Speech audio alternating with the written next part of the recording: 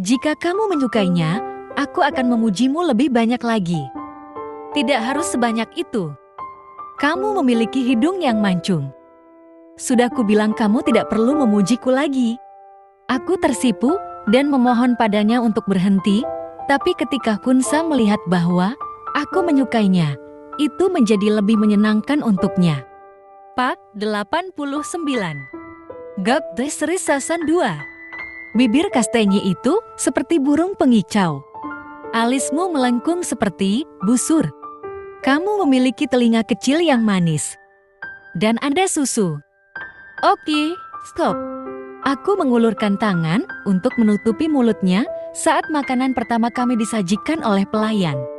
Jika dia terus memujiku, itu akan mulai menyebar ke bagian tengah, lalu ke bagian bawah. Siapa yang tidak tahu apa yang akan mulutnya katakan, jadi aku harus menghentikannya. Aku harus mengakui makanan mahal memang enak. Level skill chefnya benar-benar luar biasa. Ini sangat berbeda dari sushi jalanan yang harganya 10 baht per potong yang sering kumakan. Meskipun makanannya sedikit, tapi itu tetap membuat perutku penuh sampai kembung. Kunsam memperhatikanku makan dan tersenyum tipis. Aku senang kamu menikmati makanannya, lain kali katakan padaku apa yang ingin kamu makan dan aku akan membawamu ke sana. Kamu hanya ingin mengendarai mobil baru. Aku juga ingin mengendaraimu. Oh, aku akan baik-baik saja dengan itu. Dan dia tidak pernah tahu itu, jauh di lubuk hatiku, aku juga orang yang nakal. Sesudah makan kami berdua kembali ke mobil. Tiba-tiba Kunsam berjalan dengan cepat saat dia melihat seseorang sedang berkeliaran di sekitar mobilnya seperti orang yang posesif. Aku sangat terkejut ketika melihat orang yang berdiri memeriksa mobil dari atap ke roda itu adalah Ken Long. Ken Long, pacar Ai pemilik penginapan di pedesaan tempat aku dan Kunsam menghabiskan malam bersama. Dia masih secantik dulu meski terlihat dari jauh. Tapi sepertinya Kunsam tidak tertarik dengan kecantikan dan keanggunan. Apa yang kamu lakukan? Tanyanya langsung saat kami sudah dekat. Wajahmu terlihat familiar. Halo, Ken. Aku mengangkat tangan memberi salam pada Ken Long yang tampak sedikit berpikir sampai Ai yang baru saja turun dari mobil sport menyapaku. Halo, Kunsam, Mon. Kunsam, mereka adalah pemilik penginapan tempat kita dulu menginap. Apakah kamu ingat? Setelah menyebutkan itu, Kunsam langsung ingat dan berdiri dengan tenang karena dia ingin segera memamerkan mobilnya kepada orang yang punya masalah terakhir kali dengan Miss Duan Fan. Ken Long menyebutnya seperti taksi. Ya benar, ini mobilku. Namanya Seven Simane Chet Saing. Kunsam melihat ke arah mobil yang baru saja dituruni Ing Ai dan menyipitkan matanya. Mobil itu terlihat bagus untuk orang yang tinggal di pedesaan. Mobil ini tidak terlihat buruk untuk orang yang tinggal di Bangkok. Tapi nama mobilnya sangat buruk. Aku bisa mendengar suara listrik yang mengalir dari mata Kunsam yang sedang bertatapan dengan Ken Long.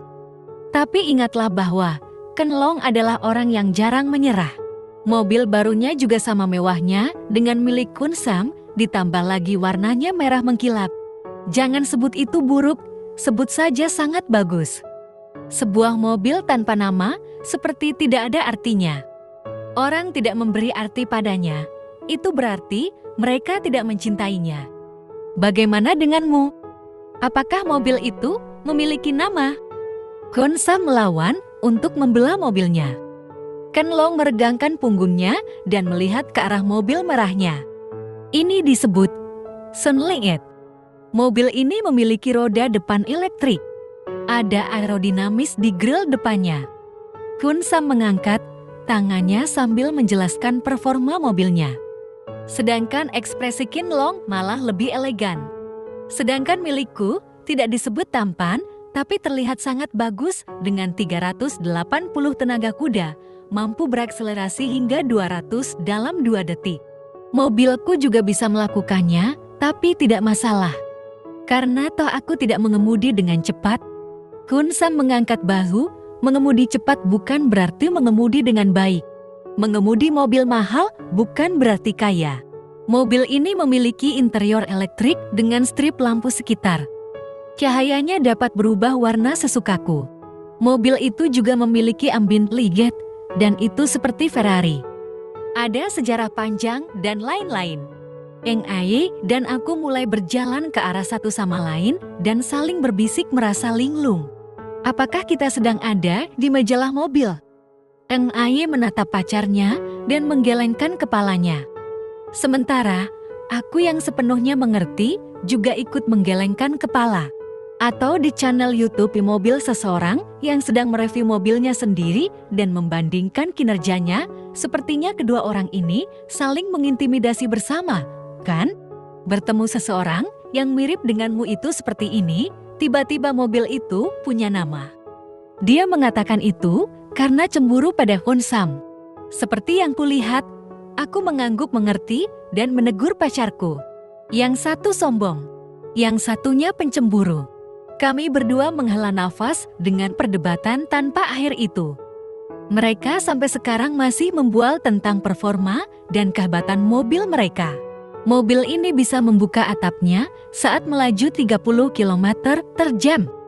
Honsam menyombongkan diri, tentu saja mobilmu tidak bisa melakukan itu. Mengapa aku membiarkan atap terbuka untuk mengacak-acak rambutku? Itu opsional suplemen yang konyol. Itu mahal, tapi tidak bermanfaat.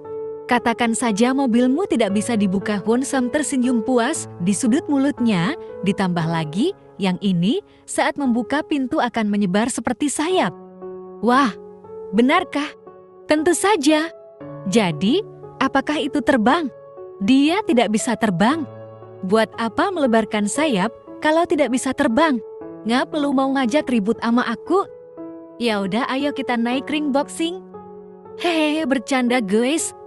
Jangan terlalu serius, Aki.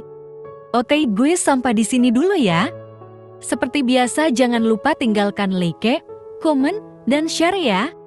Love you all. Semoga harimu menyenangkan ya.